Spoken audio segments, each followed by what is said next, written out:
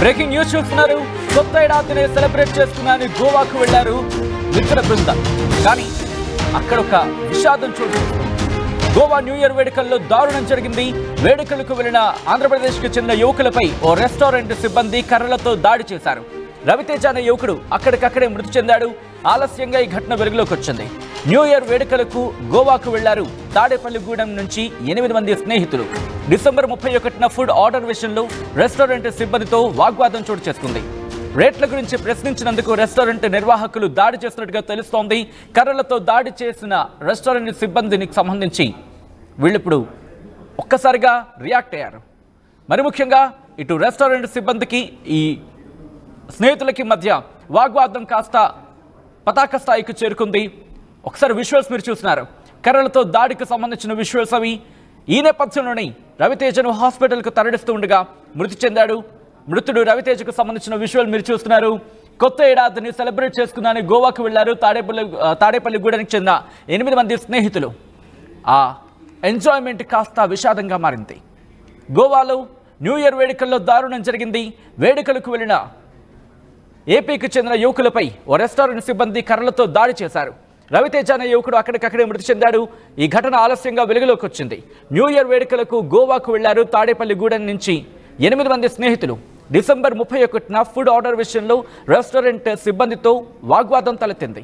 రేట్ల గురించి ప్రశ్నించారు. దీంతో రెస్టారెంట్ నిర్వాహకులు దాడి చేశారు. కర్రలతో దాడి చేశారు రెస్టారెంట్ సిబ్బంది. విజువల్స్ మీరు చూస్తున్నారు. ఈ నేపథ్యంలోనే వాటామాటా పెరిగింది. అక్కడ ఈ ఘటనలో రవితేజ అనే యువకుడు మృతి చెందాడు. విజువల్స్ మీరు చూస్తున్నారు. వాళ్ళకి ఎంజాయ్ చేసుకుంటున్న సందర్భంలో మరి ముఖ్యంగా రేట్ల గురించి ఆ ఇష్యూ వచ్చిన తర్వాత మీరు చూస్తారు రెస్టారెంట్ సిబ్బంది చేతిలో కర్రలు మీరు చూస్తున్నారు. ఒక్కసారిగా అక్కడ సిచ్యువేషన్ అదుపు తప్పింది. వెంటనే కర్రలతో వాడు దాడి చేస్తున్నట్టుగా తెలుస్తుంది. ఒకసారి చూడొచ్చు. ఒక్కసారి ఏం జరిగిందో చూద్దాం.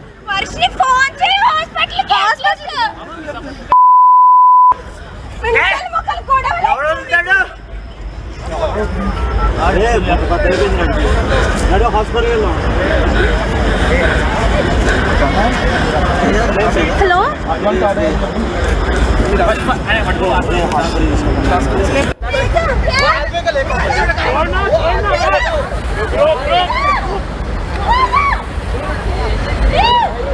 ఎవడాడు బుడ్డాడు మీవాడే అంత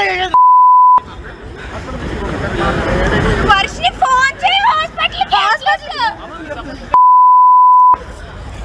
మొక్కలు కూడా ఎవడుంటాడు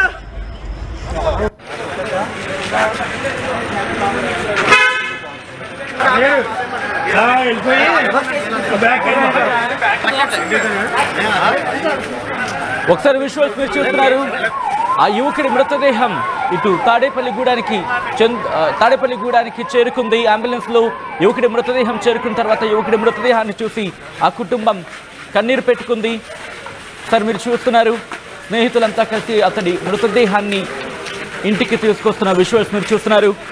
ఇటు కొత్త ఏడాది ఆ ఇంట్లో సంతోషం నింపాల్సింది విషాదాన్ని నింపింది. గోవాకి వెళ్ళి ఎంజాయ్ చేద్దాం అనుకున్నారు. కానీ వెళ్ళిన తర్వాత అక్కడ పరిస్థితి ఒక్కసారిగా చేయి దాటిపోయింది. అక్కడ రెస్టారెంట్ సిబ్బందితో వాగ్వాదం జరిగింది. ఆ వాగ్వాదం చోటు చేసుకున్న సందర్భంలో రెస్టారెంట్ సిబ్బంది కర్రలతో దాడి చేశారు. విచక్షణారహితంగా కొట్టినట్టుగా బంధువులు చెప్తున్నారు.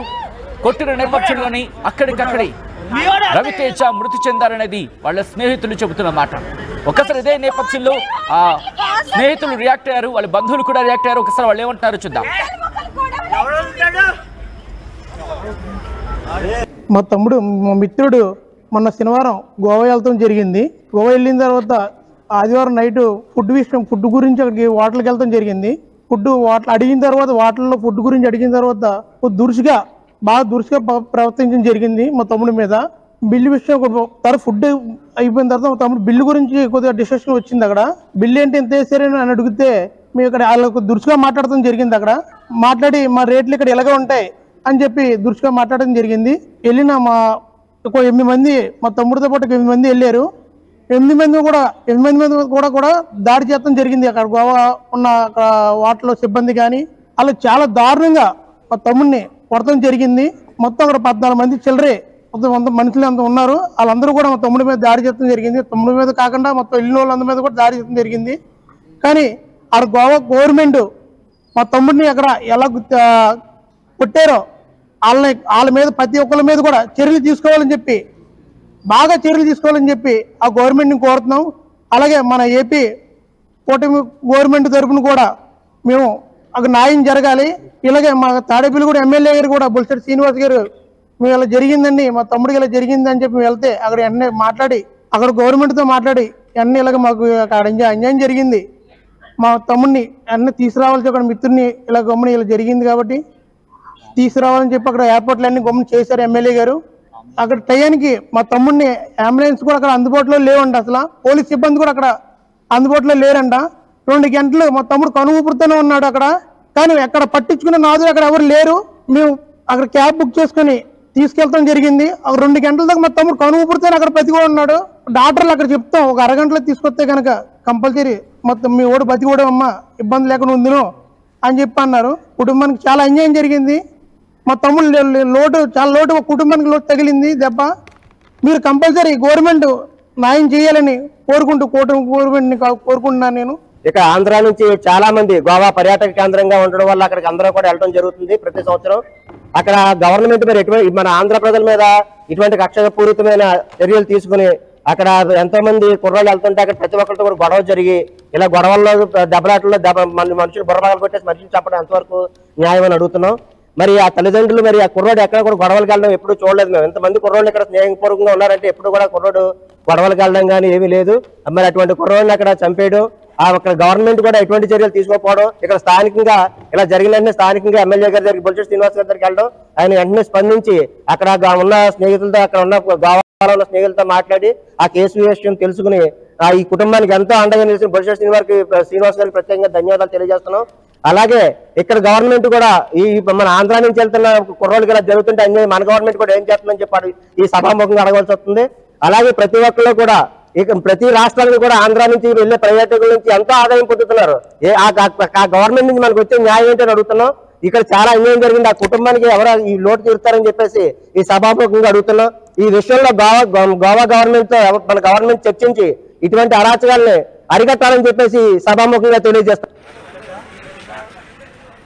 విజువల్స్ మీరు చూస్తున్నారు. ప్రస్తుతం మా ఇంట పెను విషాదాన్ని నింపింది. వాళ్ళొక్కడే చెబుతున్నారు గోవా ప్రభుత్వం రియాక్ట్ అవ్వాల్సిందంటూ కూడా. మీరు ఎవరైనా గోవాకు వెళ్ళాలనుకుంటున్నారా, లేకపోతే గోవాకి వెళ్ళే ప్లాన్ చేసుకుంటున్నారా, గోవాకి వెళ్ళాలనే ఆలోచనలో ఉన్నారా? ఒక్కసారి ఈ కథనం చూడండి, ఒక్కసారి ఈ స్టోరీ చూడండి, ఈ లైవ్ స్టోరీ చూడండి. చూసిన తర్వాత మీ అభిప్రాయం సంబంధించి ఏమైనా మార్పులు వస్తాయేమో ఆలోచించండి. అక్కడ ఎలా ఉండాలి, ఎలా ఉండొచ్చు, ఎలా ఉండకూడదు, ఇవన్నీ కూడా బహుశా మీ మెదళ్లలో మెదులుతూ ఉంటాయి. కానీ ఒక్కటి మాత్రం ఇక్కడ వినిపిస్తున్న మాట, కనిపిస్తున్న మాట, ఒక వ్యక్తి మీద కర్రలతో దాడి జరుగుతూ ఉంటే, ఒక వ్యక్తి మీద కర్రలతో దాడి జరుగుతూ ఉంటే స్పందించకపోవడం ఇది ఎంతవరకు సమంజసం? తెలుగు వాళ్ళు ప్రశ్నిస్తున్నారు. మరి ముఖ్యంగా ఏటా ప్రతి ఏడాది వందలాది మంది కాదు, వేలాది మంది కాదు, లక్షలాది మంది తెలుగు రాష్ట్రాల నుంచి వెళుతూ ఉంటారు గోవాలో ఎంజాయ్ చేయడానికి. కానీ అక్కడ రెస్టారెంట్ సిబ్బంది ఇంత దారుణంగా వ్యవహరిస్తారా? ఇదేనా మీరు అక్కడ టూరిస్టులకు ఇచ్చే మర్యాద? ఏం మాకు లేవా బీచ్లు? ఇక్కడ రిసార్ట్లు లేవా మాకు ఇక్కడ? కానీ ఎందుకు వస్తాం, ఎందుకు వెళతారు గోవాకి? కారణాలు ఏదైనా ఉండొచ్చు. కానీ మీ రాష్ట్రానికి సంబంధించి కావచ్చు, లేకపోతే మీ ప్రాంతాలకి టూరిస్టులుగా వచ్చే సందర్భంలో ఒకవేళ ఏదైనా వాగ్వాదమో లేకపోతే ఏదైనా పర్యాటకులతో ఏదైనా ఇబ్బంది ఉంటే కనుక ప్రభుత్వానికి మీరు అడ్రస్ చేయాలి. పోలీసు శాఖలు ఉన్నాయి. ఏం మర్చిపోయారా? అంత పేటరేగిపోవడానికి ఒక మనిషిని కర్రలతో దాడి చేస్తారా? ఒక మనిషిని కర్రలతో దాడి చేసేంత హక్కు మీకెవడిచ్చాడు? 8 మంది మీద విచక్షణ రహితంగా కర్రలతో దాడి చేశారు. ఏకంగా 14 మంది అంటూ వాళ్ళు చెప్తున్న పరిస్థితి. ఇలా మనుషుల్ని చంపేస్తే వస్తారా మీ ఊరికి? ఇలా చంపితే మీ ఊరికి వస్తారా? మీ పర్యాటకం అభివృద్ధి చెందుతుందా? గోవా ప్రభుత్వం రియాక్ట్ అవ్వాల్సిన పరిస్థితి కనిపిస్తోంది. మరీ ముఖ్యంగా ఇప్పుడు ఇన్సెక్యూరిటీ డెవలప్మెంట్ అవుతుంది. తెలుగు రాష్ట్రాల నుంచి ఎవరైనా గోవాకి వెళ్ళాలంటే గొప్ప గుయ్యమనేలా ఉంది స్టోరీ. ఒక మనిషిని పర్యాటకంగా వచ్చిన ఒక మనిషికి సంబంధించి మీరు వ్యవహరించే తీరిదా? వాళ్ళు తప్పు చేశారే అనుకుందాం, సపోజ్ అనుకుందాం. ఇదేనా మీరు వ్యవహరించే తీరు? కర్రలతోనే మీ మర్యాద? మనుషుల్ని చంపేయడం మీ మర్యాద?